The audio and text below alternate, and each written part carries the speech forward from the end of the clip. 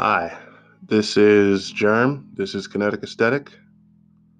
Today's episode is not going to be one that I am necessarily going to call pleasant to make. Today's episode is all about the pain of loss. The pain, and when I say the pain of loss, what I'm referring to is this episode is just about, I wanted to just do a tribute episode to a couple of people that I have lost in my life that at different stages that I felt like I deserved some type of tribute or memoriam, deserved me to just talk about them a little bit because they lived great lives. They were great people. This has been an episode I've wanted to do for a minute. You know, I did lose someone on this list just a year ago, unexpectedly, and since then I've been sort of just had an episode like this on my mind about just doing something, you know, giving people their roses. And you should give people their roses while they're alive. I want to make that clear, but I also felt like I needed to make sure I said something about them here now.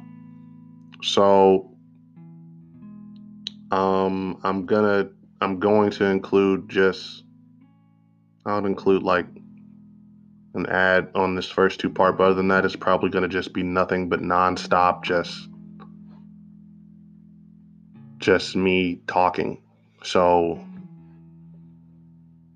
I want people to go and just be prepared. This ain't gonna be a complete downer fest. This is gonna be a lot of reflective stuff, me talking and just explaining my thoughts and my feelings about these people and about the circumstances, about all that. But it ain't gonna just be some sad sob story. This is still Kinetic Aesthetic. I am Germ, and stay tuned.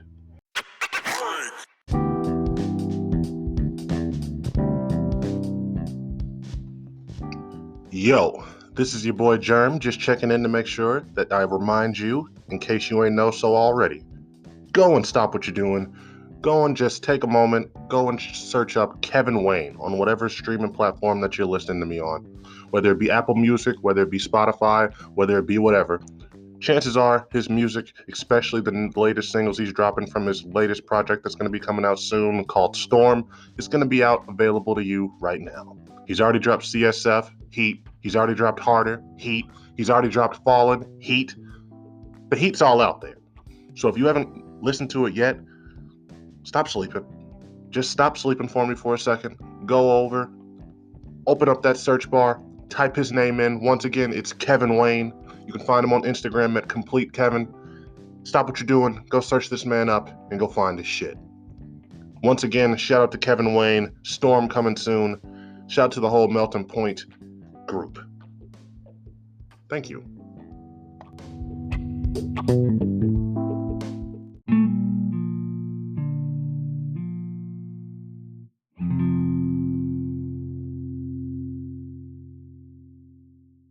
First, I definitely have to talk about my mom. I lost her back in 2017. Or was it 2018? I'm not even sure on the year sometimes. It doesn't, I've learned that I really don't like to focus on the time, on when things happen like that, sometimes, or the how. For me, it's like if you focus too much on that type of shit, then you just start to think about you're focusing more on them perishing instead of you actually focusing on their life. So if I don't know the dates or the time of the year and things like that for some people that I'm going to talk about on this, I just want y'all to understand that. Bear with me. But I remember this was back when I was still working in Illinois. I was working at a Walgreens. I had just recently, I quit. Well, I quit because I got caught up. I got caught up on some silly shit. Nothing like stealing wise or anything. Just like, okay, this was before weed was legal. I'll just say that. And so I ended up having to leave that job. But right around that time that I ended up leaving that job, one day, I think it was a couple days afterwards or something like that, my mom she got sick. I just remember she had been having some instances of falling before that, and I thought nothing of that, and maybe that wasn't necessarily connected to it coming up to it, but I just remember one day she was like, I'm about to go to the ER just to make sure I'm feeling good, see what's going on. Excuse me right there. That was my phone. Let me put that on mute. And you know, I'm one of those people to where like I feel like I know when some shit's about to happen. Like I know my energy will just let me know. Like, okay, this isn't just about to be some normal doctor's visit. This ain't gonna be just some regular thing. Like I knew after she left, like, what the fuck? Something wasn't right in the air. She didn't come back after a good minute, and I eventually my aunt calls me. She just tells me like she told me what it was. She had cancer. Now at the time, and I'm saying this now based off what I know, it turns out that it was stage 4 and it was terminal. Like she ain't had much time left. She ain't tell us that though. And she ain't necessarily act like it. It's not like she did not go out. She didn't go out just like nothing. But when I don't know how to explain to you what that shit feel like. I don't. What that feeling feels like when you hear that shit. And I laugh, but that's not funny at all. I've thought so much about certain things about that whole process of what happened, but I really can't tell you what I felt like in that moment. I can't.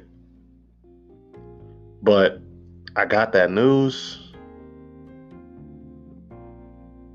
I still like for a minute we just sort of I still had to go. I got another job. That that was what it was while everything was happening. At that point, my I had family that was coming through, that was helping and out, that was doing what they could. And but again, it was already stage 4. Um, we were fighting it, but you can only do so much. And so eventually, we ended up. She just, and I'm saying this now. I'm saying this without even like talking to nobody on that. So maybe I feel like she knew what it was, so she just knew where she wanted to be as comfortable as possible. So she went down there, me and her.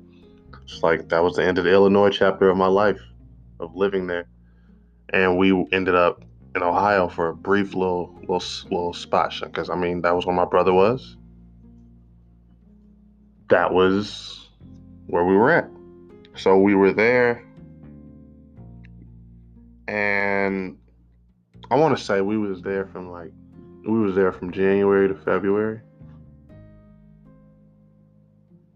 That sounds about right. I can't really tell you, to be honest, which I don't know, but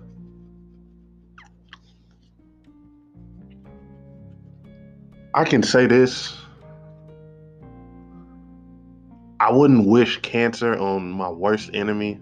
I wouldn't wish somebody that you love had gone through that on my worst enemy, because it's so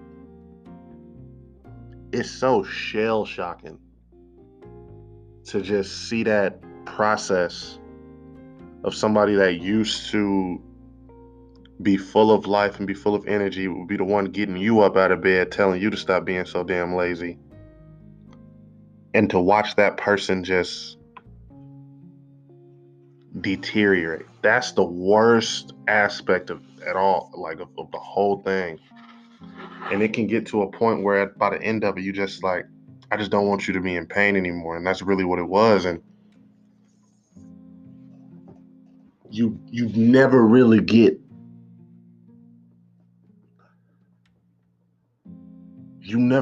sort of get that part of it out of your head. Like, of course, I don't think about my mama in regards to, I don't think about her. That wasn't her. That deteriorated version of her, that wasn't her at her. That wasn't her. That wasn't fully her. That was that wasn't her at her best, and that wasn't the way that she would want to be remembered. And she was. I remember one thing she always said: don't let her just be living on as a vegetable. And I get why, because you don't want anybody to ever really. That's not the way you want to be remembered. I feel like I sort of started in the middle there. Now that I'm thinking about it, because I mean, I just to give y'all context of how strong my mom is. But like shortly after she had me, she was in need of a liver transplant. She's on a transplant waiting list with people with Walter Payton. For those who don't know, that's Walter Payton, NFL legend, greatest Chicago Bears player of all time, like one of the greatest NFL players of all time. Actually, top five. I'm not going. There's no doubt about that. There's no doubt. I'm not putting there. I can't. Yeah, I said that. Now, the crazy thing about this transplant is everybody else who was on that list, including Walter Payton, within 5 years of getting that liver transplant, they died. Everybody, except my mom. She made it 20 plus years, just long enough to see me and my brother grow up. And I say that just to say, like, it's crazy to me to think about her because that's how much, because like she was a living testament to how far love can get you. And that's gonna, I don't care what nobody say. I don't give a fuck if you think that sounds cliche or cheesy. That's some real shit right there. If you like, love is some powerful shit. Love for your people, love for your family. That's strong as hell. That's something that it can overcome a lot of shit. And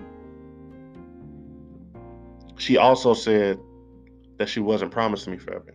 I think my mom knew she had a foreign object in her body. She knew what was going on with her. She never told me about it, and she never made that something for me to think about that aspect of it. But she always said, "I'm not promised to you forever. You better appreciate me while I'm here." And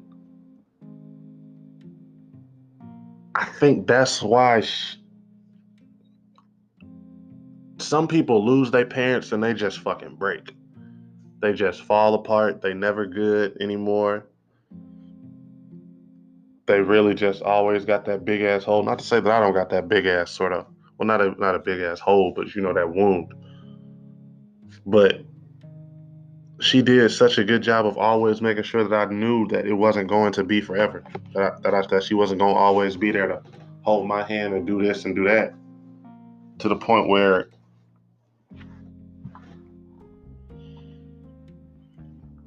I don't, and it's gonna be crazy compared to some of the other people I'm gonna talk about on here. I feel like I handled her as well. It was hard when I was there. Her funeral was not a fun experience, or her it wasn't even a funeral. It was like a wake. I think that's the term for it. But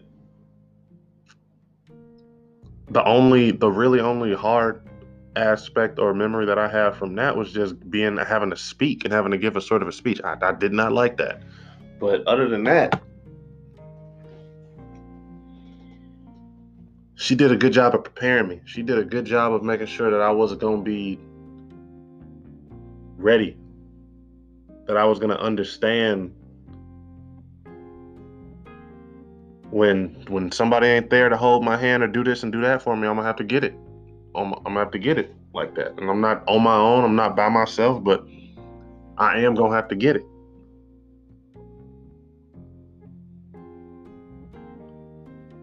She did a wonderful job. She did. She did a hell of a lot.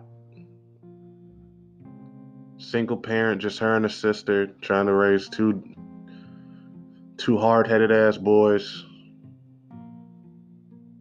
It's a whole fucking lot. And the part that does still sometimes stick in my craw. That's a phrase that I hear a lot, but I've never used myself. I want to try it out. I feel like if I would have just got my shit together a little earlier, done what I needed to do a little earlier, or just not just tried to fuck around because I knew I was young and I had time. I feel like I could have been a lot further along, and I would have been able to do more for her, to give her more, because I'm thankful. I'm thankful to God that I was able to spend those last couple of years of her life, that I was right there with her through most of it. But if I would have been more established, more further along in life, I could have been providing. I could have been giving her gifts or doing shit that I feel like I just never really got a chance to do. And that's one thing that I always think about. I think about that with my aunt as well. And she always, and one thing, I don't remember if it was her or my mom who told me this, they said, don't worry about doing all that for us. I mean, of course, I'm going to. Like I'm going to, but you pay them back for what they do by, when I have my wife, when I have a woman in my life, you just sort of, you do right by them. You be the best man you can be to them, because that's your way of paying it back. So I'm thankful for that. I'm thankful to have had both of them in my life. Thankful that I had a mom. I'm thankful that I had love growing up, because I feel like on some real shit, it's a lot of people who just be out here and they just don't know what it's like to really feel love. Like real, not even like romantic, like somebody got feelings for you type love, like just legit somebody just actually loves you and just wants what's best for you and is going to do what's right for you and is going to put you before themselves type shit. People really don't have that all the time. That's why a lot of people are out here running around fucked up, mad, or angry, or always sad. Sometimes it's a killer. Sometimes it is a chemical imbalance in your brain that makes you depressed and all that shit. A lot of times it's just motherfuckers that really ain't had no real gentle, tender, loving care. And that is upsetting, but that is a reality. So thank you to my mom for giving me that, because I could have turned out a lot worse. I could have turned out a hell of a lot worse. I think I'd have to talk about my cousins next. I think they was the first real instances for me where I sort of just had to, face reality of just things ain't gonna go the way I had it planned.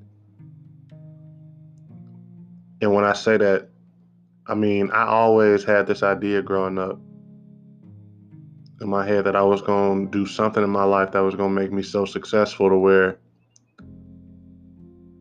it's like it would just be a big round table of me and all my cousins, and we would all be successful just sitting around chilling, eating, and we would be a nice, big, happy family. And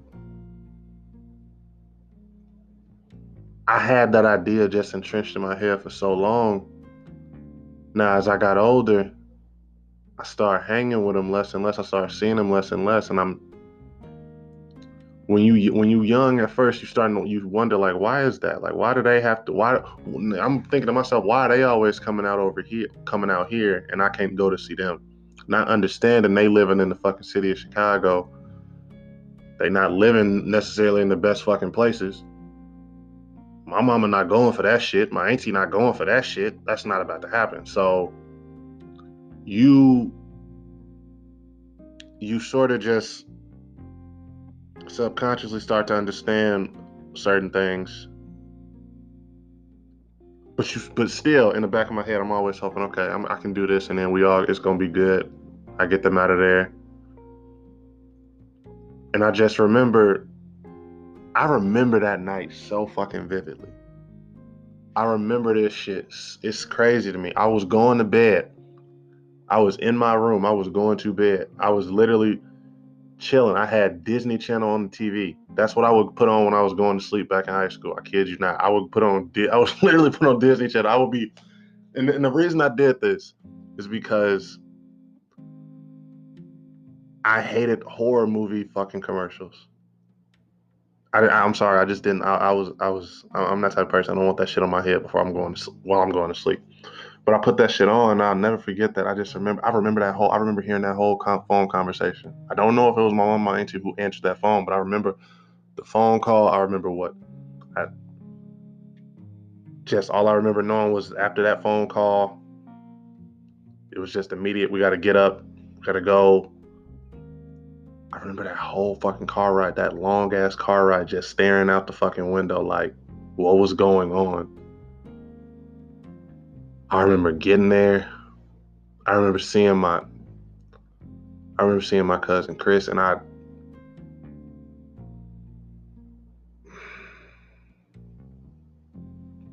it's different when it's somebody that's around your age. It's different when it's like you were supposed to grow old with me. You're not supposed to fucking go this early. It's really different when it go like that. And I got fucked up in two different fucking fashions that night and that morning. Three, if you include just having to deal with the fact that my cousin Phil was gone.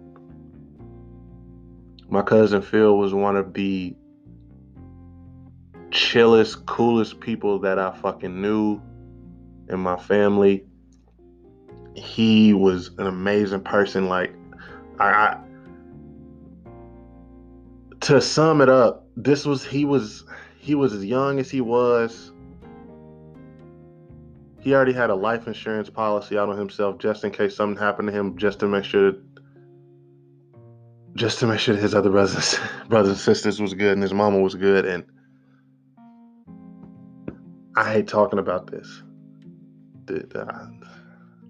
It's different talking about my mom because my mom lived a long life. She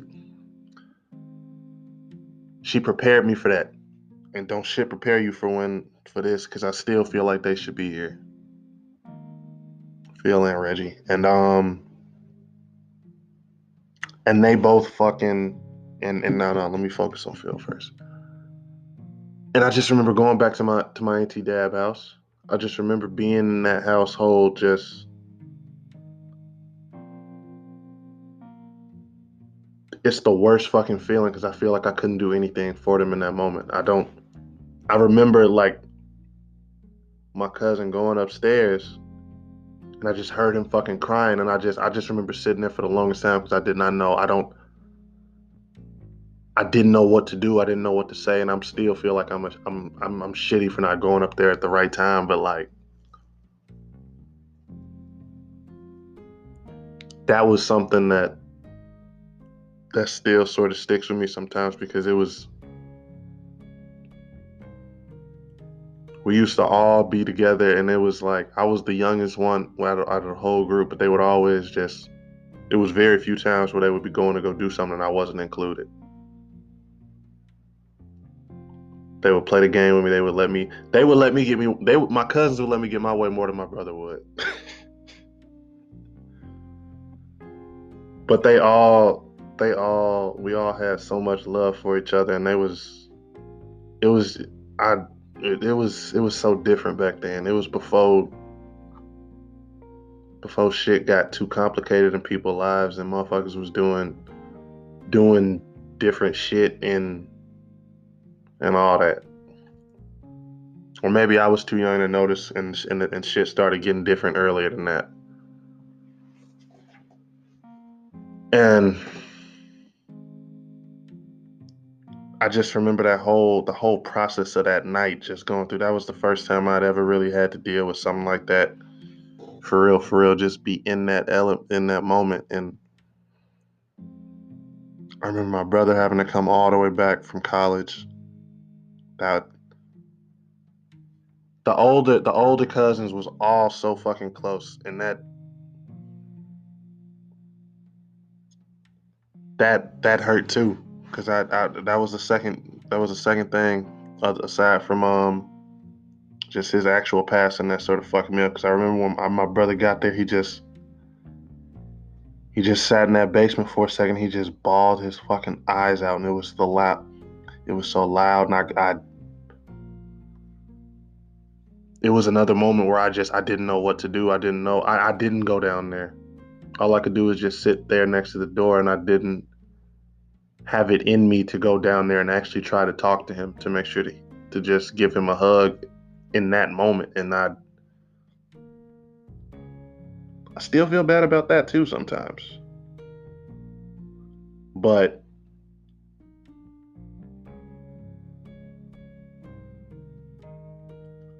it it's just something that you don't really ever get over. That doesn't really just it doesn't register. It don't register with me still. Like, how did he go? He was part lion. Like, he had he had so much. It just feels like he was called up too early. And you know what? And I don't question the plan. I don't question all that because it's like I told y'all, this was somebody that had a life insurance policy out at that young age because he thought so much more about everybody else than he thought about himself. And that was the way he was. And I think it is just shitty, you know. He's like when you hear the good die young, he's an example of that. Him and my other cousin Reggie, and Reggie, I will say his passing was the one of the out of everybody on this list. I think he's the one that I dealt with the best that I've dealt with in terms of actually like being able to cope and like really just grieve and deal with it. Because Phil passing was it was just I it's like that it's like a reality check. Like you like this shit is not promised. Like people aren't gonna always be there. You're not gonna just that everybody that you meet around your age is just gonna grow that you fuck with is gonna grow up with you and you all gonna be old as hell sitting around a fire together. You don't know when people are gonna be called up. Now when Reggie passed, I was in college. This was my freshman year. First time being on my own at all. I remember that it was like fall break or something. All I know is it was like a break where like most people was going home. Most people were going home. They was gonna see their family. They was gonna do some shit. I don't think it was Thanksgiving. I don't know what I don't know what time it was. I remember getting a call from my mom and my aunt, and they didn't tell me what was going on, but they pretty much were, giving me all this indication of, you want us to come back and get you? We can come back and get you. Just let us come back and get you. And I kept saying like, nah, I'm good. I'm gonna enjoy like, I'll be honest, I enjoy being on my own. I enjoy the solitude. I enjoy to a certain extent being in my own bubble because when you're in your own bubble, you can sort of just focus on yourself. You're not being distracted by what other people got going on or being into other people's business too much. I never I never had any indication that something had happened. If I would have known, would I have went? Would I have let them pick me up? Would I have done something differently? Yes, but it happened the way it happened, and I don't know if I would have dealt with it the best way. If I would have just got up and dealt with things. I got a bad habit of trying to just I'll either just try to have something distract myself from dealing with it too much, or I will try to be the strong one for someone else going through what I'm going through. so that I won't have to let my own emotions leak out too much. Be the shoulder to cry on, and that way I don't have to cry on anybody else's shoulder. If that makes sense. And so after I told them no a couple times, I just get a call from my brother. Sat me down. He said he had passed away. He got shot, gun violence,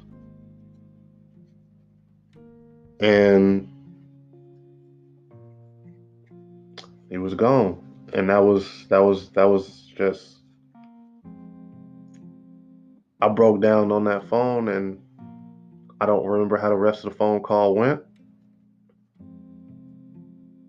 I don't remember what was said in particular. I just remember when I got off the phone with him, I sat in that dorm room and I just fucking screamed and I cried, and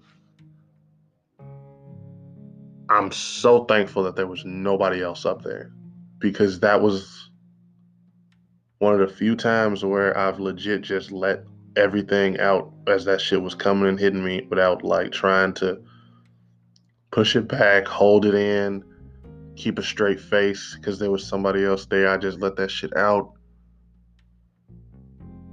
And I still feel like I wish I would have been at his funeral. I still feel like sometimes that was another one that I ran from. But in that moment, I processed it. Now again, just like Phil, losing somebody that we felt like was gonna grow old with, that's like, what the fuck? That's a shell shocker right there. That it still hurt. It still don't feel real. It still don't feel good. It's a picture of all of us grouped up together. I'm holding my old dog, and it's hard to look at that one sometimes because it feel like everything was so fucking different in life at that point compared to where we all are at now. And you just feel angry about it, the way he passed. This is inappropriate to say here, maybe. This is unrelated. I feel like it's always so corny to just tell the people in Chicago, tell people in these inner cities that's in these gang wars or whatever that's going on, to just put the guns down, to just think about all this other shit that's going on. You can't say that to somebody that's done literally grown up and seen a whole bunch of. I've lost one cousin that I can really acknowledge. I've lost one cousin to this shit. One, for real. That's been lost to this shit. And I still feel angry. I wish the worst. If I'm glad that I don't like try to pry too much or get too much information about certain things, because it's one of them things to where if you sat the person who did it in front of you, I'm not going to lie to you. I don't think that it's something that I would just look past. I don't think it's something that I would forgive. I'm not turning the other cheek for that shit. So to say that to somebody who's grown up and seen multiple friends die, who's seen family members die in front of them, had to watch them bleed out, been shot at,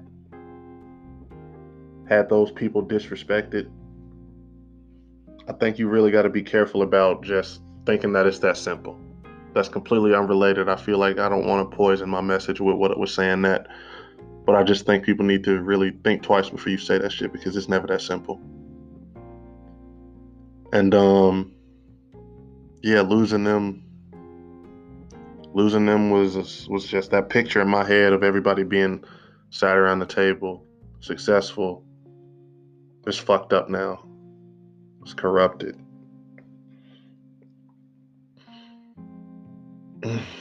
it's not something that there's survivors guilt.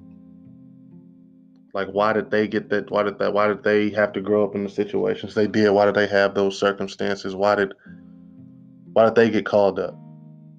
I won't lie to you. That shit eats at you sometimes. When you know what the type of people they were, when you know the type of promise they had, when you know where their hearts were, when you know what they wanted in life, it bothers you. But you go forward and you push on because you know that's what they would have wanted for you, and you know that that's the only other option. I I want to also say that the women in my family are some of the strong. It's the strongest women in my family. It's I don't give a fuck if the Hudson women are the strongest. They the backbone. They the foundation. They are everything. I got the strongest aunties that done dealt with the shit they done dealt with and continue on. The strongest cousins, female cousins, all of that shit. Hell, the women that we bring into the family through marriage is always like you. We don't get no weak motherfuckers over here. That shit is just not allowed. That's not acceptable. I don't know how you do. I don't know what type of women you allow into your family. I don't allow weak women into mine. It's it's hard. It's hard just talking about these two, and I feel like I'm starting to ramble a little bit now, but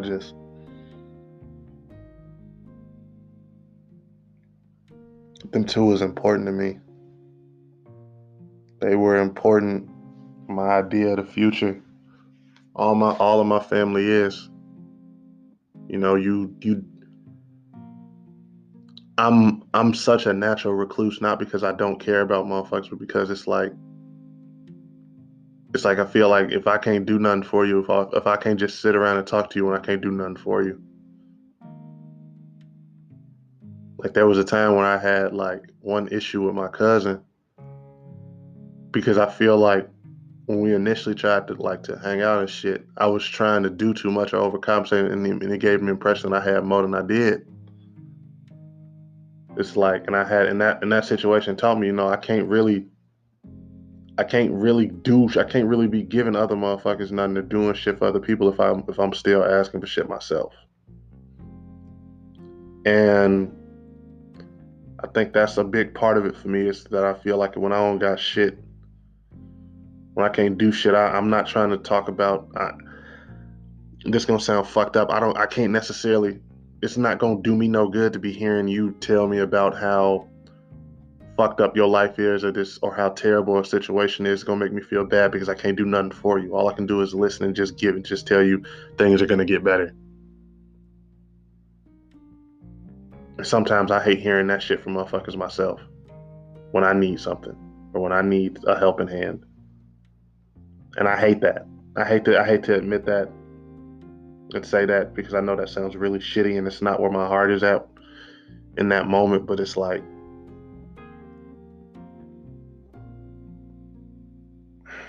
Jay-Z said, sometimes you got to play the game in order to be able to change it. Like if I can't, I have to sort of get bigger to be able to really give back and sort of change the outcome or change the perspective for the kids that grew up where he grew up.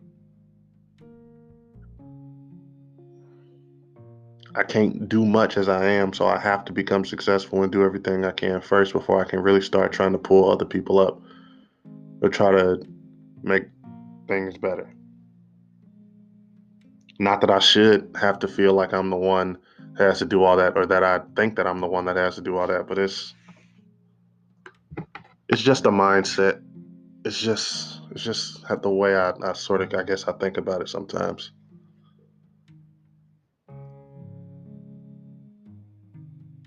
I always wanted to I always imagined that I would just be able to put on for everybody, for my family, for my friends. Hell, I always imagined the idea of buying a compound, some giant ass fucking island put everybody on it and just fucking, there you go. There's a community. But that's a pipe dream. I know you got to be realistic about things. But I think it's a nice dream. I think it's something worth striving for. And I just always hope I don't take too long. I hope I can get to a point where I can be established and do shit for other people before life fucks around and takes everybody. Cam. Now, for those of you who don't know, Cam is another one of the members. And if you don't know who the hell I'm talking about when I say members, let me give you a little breakdown. GTB, that is the name of me and my friends' group. That's what we like to refer to ourselves are. That's the collective name. For those of you wondering what it means, get the bag. Because if there's one thing that we are all bonded together by, it is our love of the bag pursuit, of getting to money, of, not being a bum. We bonded over that. We bonded over, just stay employed, stay always on the move and on the hunt for more riches and success, and just overall, build each other up. Cam, I honestly, I want to say Cam is one of the first people who was even saying the phrase, who's just like, it really, I feel like it started, somebody was always posting this gif of a loaf of bread just running. And it was always just chase the bread. Get the bread, get the bag. And Cam was an example of that, just all that upon himself, just was somebody who was in the military, was serving our country, was always just doing something, always active, He was always getting to the money. He was just like us in terms of that, He was younger than most of us. He's actually the younger brother of another one of our members. Altogether, y'all have heard from most of them so far. Me, Ian, Justin, Andre, David, Julian, Kish, Chris, Alec, Jack, Trenton. It's a big group, but it's so close knit, like it's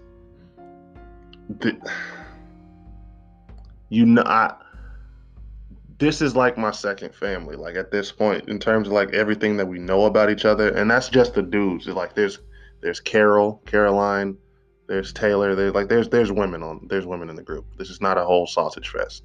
I just want to be clear about that.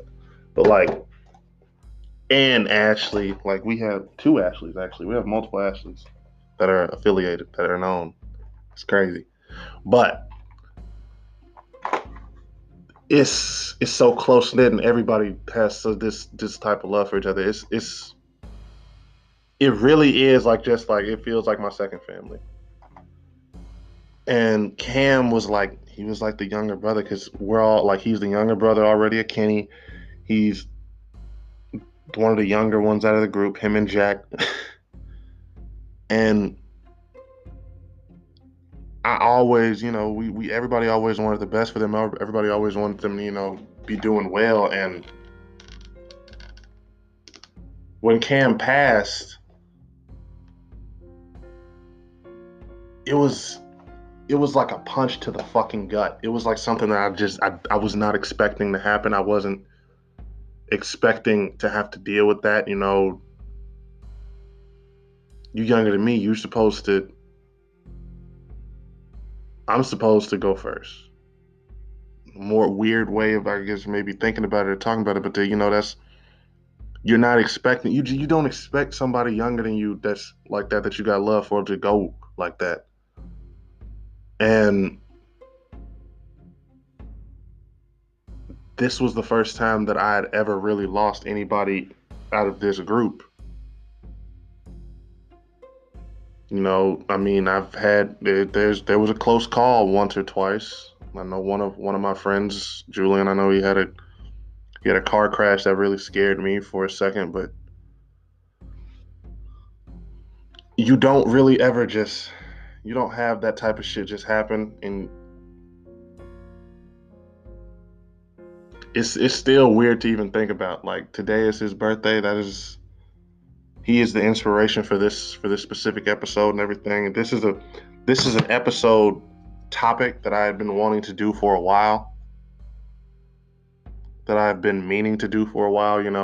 I specifically wanted to talk about Cam too, and I felt like I needed to give it time to register and process. It's been a year. Um, I remember when I go back to what I said about Reggie and Phil. I don't know if I dealt with that. If I dealt with this one the best. I'm still sometimes questioning that. When it happened, I was at work. When I got the news, I sort of had to. I don't know why the fuck I didn't just walk out. I don't know why. I sort of tried to complete my shift for some fucking reason. I'm gonna tell you right now, I don't care what anybody ever tells you about having a suck it up or shit. If you are dealing with some shit in this, like, especially some shit like that, give your mind a break. There's nothing more important than just taking a fucking moment to recollect. You don't have to necessarily go home, but just take a moment, sit down. And if people don't understand that, then fuck them. That shit is not worth it. You're a human being. You're not a fucking robot. One thing I didn't mention about my mom passing away that I should have, after the next morning, I got up and I went to my job. I hate that I did that. To this day, I hate that decision. Not because I was forced to, not because I had a horrible experience, just because I didn't give myself that time to, really just process that. Because that's not something that you should just sort of just rush to just go do something else, to just get your mind off it. Getting your mind off of something, you have to let shit flow through you when you are going through some shit like that. I don't care what anybody says. Let that shit get go through your system. Don't try to rush to get something to push to the back burner or to not have to deal with it in that moment. Deal with it. I didn't. I still feel like I dealt with my mom a good way. I don't know if I dealt with this one in the best way sometimes. Because I don't know if I ever really sat there and cried over it. I had one of my best friends cry to me over the phone. That's the first and only time I've ever heard this man crying. It's still fucking it gave me flashbacks to my brother and my cousin crying, because I did not know what to do. I didn't know what to say. I don't know if I really could say anything to actually help him in that moment. You know, I made it a point to go to his funeral and everything because I knew it was important for me to go there, because I had to make sure that I didn't run from that funeral like I did from some other ones. But I don't know, and I know I think I did a really good job of being strong while I was there, but I don't know if I did a good job of letting the shit flow through me. I don't know if I really ever actually just sat there and processed what had happened. And I will at some point. Maybe I'm just, because here's the thing. I was gonna mention this in the last part of the video that's coming up next, but I'll mention it now in the next part of the episode that's coming up, but I'll mention it now. You don't. After I lost my mom, I lose. I don't necessarily feel like I cry. I have to I have to go out of my way to really just have something that's going to move me to tears, and a lot of times it's not something that's sad. Like, it's not, certain shit just don't. I feel like this is the best way to put it. After I lost my mama, certain shit just not going cut as deep. No. That's the worst way I could put that. Certain shit is not going to cut. It's like another piece of me is gone, but it's like such a big ass piece was already ripped out to where it's like I know that pain. Not, and I hate to make it sound like I'm trying to like say, oh, I've lost so much already, or I'm so tough and so badass. No. I'm just saying like I'm at a point now where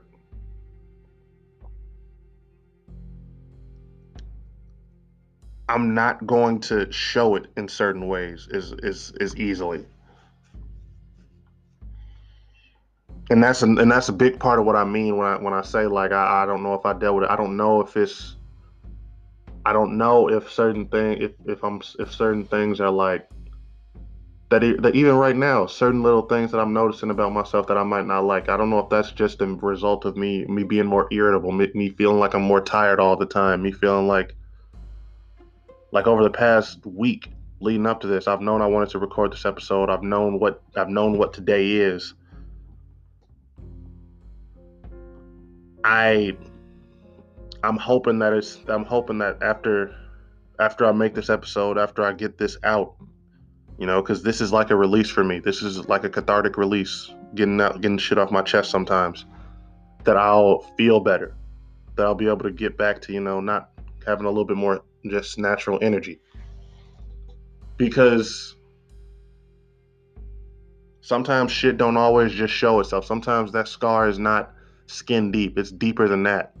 One thing I can say that I have that has like changed in me after losing Cam, I think I always tried to do this before this, but especially now, I always try to tell my friends I love them after every conversation. I always try to tell people that because life is too short. You don't know when somebody's gonna get called up. Like you always say it to your family and everything, but I even say it to them now because you don't know, and you don't want to ever have somebody. You don't ever want to just have to leave somebody with them having questions, with them wondering if you gave a fuck or if you cared about him enough. I don't got no questions with Cam. I know he loved us. He knows we loved him. But even then, you know, you got to make sure you do that with everybody because I definitely didn't think I was going to lose him. Didn't think I was going to lose him this so soon into this journey in my life. And I didn't think that it was going to, I just didn't see this happening. I didn't see it happening. If you got anybody in your life that you love right now, make sure you tell them that you love them. You got anybody that's going through shit, make sure you tell them. Make sure you talk to them. Make sure you let them know that you're there for them. Because we spend so much time worried about shit that's gonna be temporary, that's superficial, that no about situations, about anything that's not gonna be the end of the world for you. Be grateful that we're here. Be grateful that the people that you love is here, and make sure you tell them that you love them and shit. Because it sucks when you're not able to anymore. It sucks when you have to say goodbye to somebody that you thought was gonna be there for the long run. And I keep saying that, but that's really what be hurting the most, you know? That's the hardest part about about being young. Because when you lose somebody else that's young, you have to face the reality that you're not invincible. That this shit ain't forever. And once again, that this shit is not going to have the fairy tale book ending that you think it should. I love Cam. I love his family. I love Kenny. I love Mr. and Mrs. Harris. And I just want to, and if I could tell them anything, I just want to say I'm thankful that I was able to be a part of that man's life. And I'm just thankful that I knew him, and I'm thankful to his parents for creating him. Next time you listen to Kinetic Aesthetic, just understand Cam inspired. Lastly, and this was, I had to save him for last because it's the most difficult and it's a lot of just things to say. I'm talking about my friend Khalid. He's one of my best friends growing up since middle school. Since middle school, all the way through it. This man has been always been somebody that I can honestly say I could have called, I could have reached out to, and it would have just been good vibes and good feelings, and that's a testament to him and the type of man that he was. Like ever since I've known him, he was always somebody that was good for a laugh, that was good to tell you something real, that was good to you could have a real conversation with this man. You know, he was the type of, and this is before anybody else, but this is before anybody but my fucking family believed in me. I'll never forget this. Senior year of high school, homeroom class. We was sitting there talking, and he told me something that's gonna always stick with me. He said, "I worry about a lot of people that we in high school with right now. I worry about a lot of them, about what's gonna happen to them after we graduate, what they're gonna be ending up doing, and what's gonna happen. I don't worry about you. I know you're gonna be straight because you got a good head on your shoulders, and that you smart. And for somebody that was 17 years old, don't believe in your fucking self. Don't really know where the hell you going with your future. Don't really know if you have a future. Not really knowing if you wanted to be there sometimes. Not really knowing if you really gave a fuck about being there. That meant something. It meant something to know that somebody actually had faith that I was going to end up doing something successful in my life, that I was going to be fine. It meant something that it was somebody that wasn't related to me by blood, so I didn't feel like they were obligated to feel that way. It meant something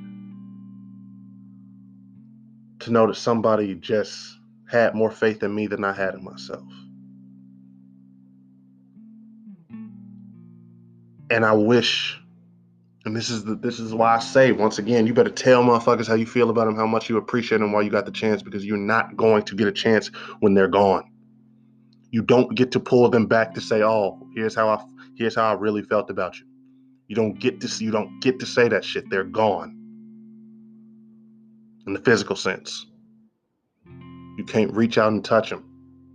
You could talk to them, you could feel them in your heart, but you don't get to really get to give them the respect to say that to them face to face in the physical realm. In the physical realm. I don't know if I ever really got to tell him how much I appreciated him saying that to me. How big that was. How much of an impact that made on my life. You know, he passed away after my mom passed, and I didn't speak too much on this when I was on in the mom segment, but after my mom passed, I sort of went into us. I don't really remember much. I don't remember much about the aftermath of her passing away. I remember the road trip getting down to Atlanta and just being there. I don't remember how long it was into me being there that he did pass. I want to say it was about a year, maybe.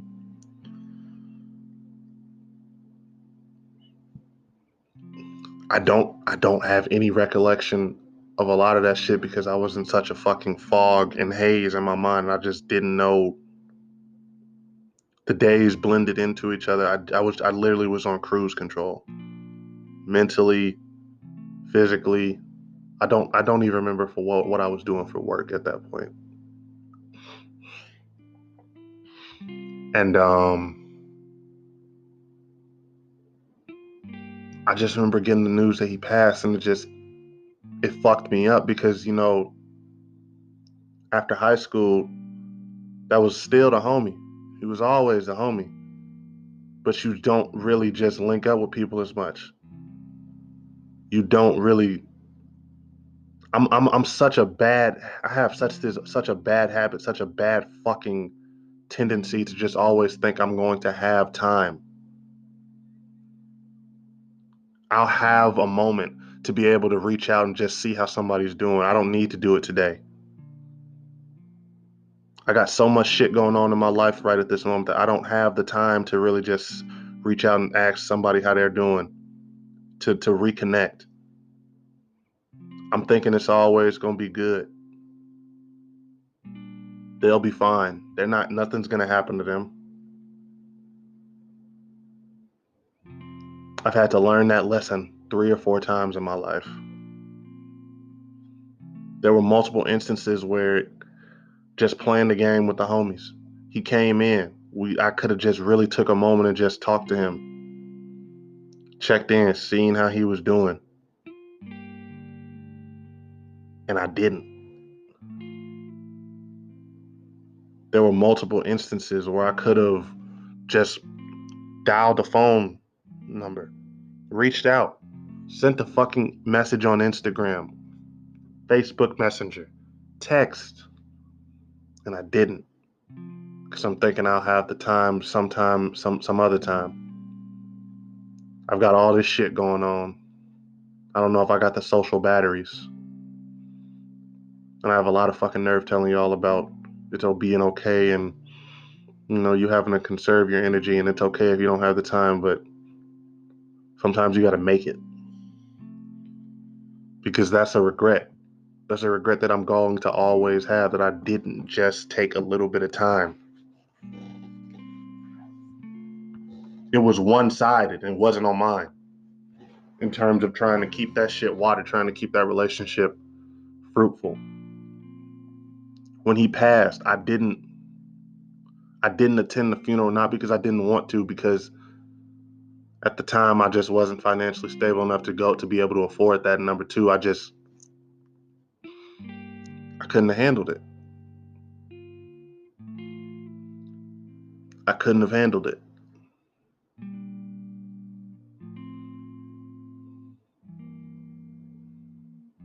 I couldn't have handled that shit.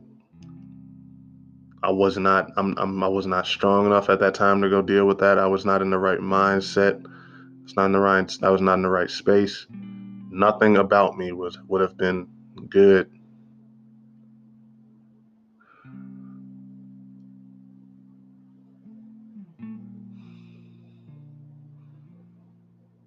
There's still so much that I need to fucking do in terms of going to just set that whole shit right.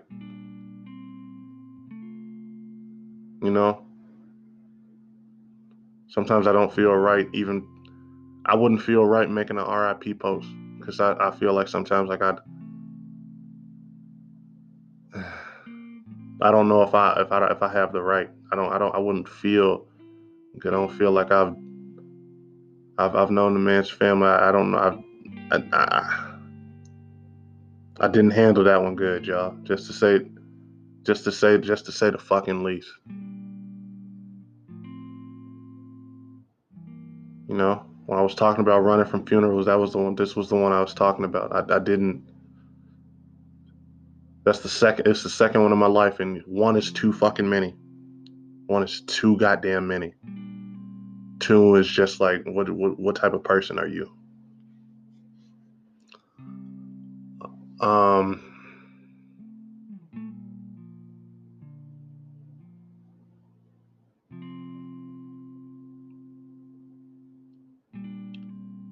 Don't. If you love somebody and you care about them, make sure you tell them. Make sure you don't try to think that you're going to have the time to do that shit on your terms. You're not going to always have the time or the ability to do shit on your own terms. Sometimes shit is just going to have to happen the way it happens, and you have to be able to deal with that. It's something I've got so many ways that I wish I would have just handled this whole situation differently. And that's not to mention, and to make things worse, a big part of the reason I forgot about this story in the heat of it, because I was talking so much about this aspect of our relationship. There was, in high school, I remember, we had a mutual friend. She was a grade younger than us, like a little sister to me. No, not a grade younger, like 2 grades younger. She was like a little sister to me, real cool, all of that. And I specifically remember an instance where I don't know what I thought was going on. I thought, and I made the situation bigger than what it was, damn near. No, not damn near, I did. And he had said, not even he, I think he and another one of our homies was saying something, and it was like, what the fuck? So I brought it to her attention, just trying to figure out what the fuck was going on. And that created something between her and him. Not created something, but just like there was some, like it was just like oh, that's how you really feel type shit. And eventually I tried to play both sides. Eventually that shit got found out. It wasn't, and the crazy part about it wasn't even a thing. It wasn't even a big deal. They was both fine about it. It was nothing to it for real. But I just didn't know how to I didn't know how to deal with that shit. I always sort of just felt some type of way about it. And the thing about it was, I felt guilty about the shit. I never felt bad like somebody had done me wrong. I knew I had done somebody else wrong. I knew that shit like literally, and it was one of the things where I knew that was I probably why the fuck did I do that as that shit was happening. And I always felt, and the crazy part about it was Khalid literally just was so that shit don't matter. It is what it is. He just looked past it. And I don't think I don't know if I ever was able to just look past because I always felt bogus about that shit. And I think feeling bogus made me feel like I didn't. It's true when motherfuckers do you wrong, sometimes they'll be the first motherfuckers to want to duck you because being around you make them feel guilty. That remind them of some shitty shit that they did. I never really thought about that shit until literally live as of this fucking moment. And I think that's really sometimes I think that's what that was. Forgive yourself because when you got somebody because when somebody else is willing to forgive you, and both people I think have already done. I ended up talking to her, and I'm the one that threw away the fucking friendship with that girl. She even was like, I blew her off that one a day later or something after that shit had been brought to light, and I ended up throwing that entire friendship away over nothing. Don't get in your own way because like this I'm only in this I'm only in the situation having to have this much regret, have this much fucking guilt, and just wishing that I wasn't such a fucking asshole about this situation, and it's my own fault. I have nobody to blame but myself.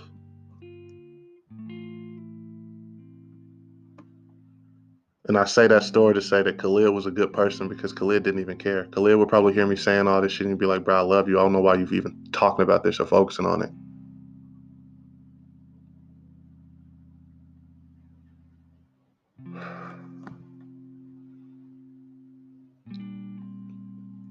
And he loved me for who I was.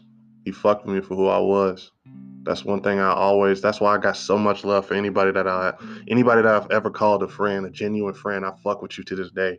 I don't care if we don't speak, but once a year, once every 5 years, once every 10 years, once every blue moon, if we never speak again, I got love for you in my heart because you showed me love and you showed me genuine kindness when you didn't have to. I've had friends that have been like stars on the like fucking football team, been the most popular motherfucker, but they would still fuck with me just because that was that type of person. My mom and my aunt always said, you better choose your friends wisely because we can't choose them for you. And I think I did a really good job because I've had maybe one, I could count on one hand, not all 5 fingers, the amount of shitty fucking people that I've legitimately called friends. And if I had to list the tier list, make a tier list of on where my friends rank, Khalid would be in the top fucking tier. All right, everybody. This has been one of the hardest things to record in my entire career as a podcaster, I should say, but I got through it. I just want to say rest in peace to everybody that I spoke of in this video. I got love for all of y'all. Y'all were important to me, and they're in each of their own ways. They are literally responsible for me even being here, making this podcast. So, anybody that's a fan, I hope you have some condolences to spread to them too, because they're why you get such top quality content. Yeah. Make sure you like, follow, and or subscribe on whatever streaming platform that you're listening to me on. Feels weird saying that on this episode. Once again, I appreciate everybody that listens. Episodes like this, I don't know if I'm gonna even put any real ads in there. I don't really care about monetization for this one. I just got so much shit I'm thankful for. So much shit that I want to just sort of so many things I wish I could say to these people. And I don't have the ability to do that in the physical sense anymore, but I want anybody that's lost somebody, whether it be recent, whether it be something you're dealing with as you're listening to this, as you're going through life. People are only truly gone when you forget about their memory. I know that sounds cliche. I know it sounds easy to just say, but that's real shit. My mom is always here with me. Cam is always here with us. Khalid is always here with me in the hearts of myself and everybody that loved him, his mom, his family, all the homies. And Reggie and Phil is never gone because they memories is alive. You keep people alive and you keep their memories alive and you live for them and you just progress in life. You move forward. You make positive steps in your life and towards your future. And that's how you live on for motherfuckers. This has been Kinetic Aesthetic. I'm thankful to everybody that listens to this. Tell your people you love them. Take care of your chickens. Have a good rest of your day.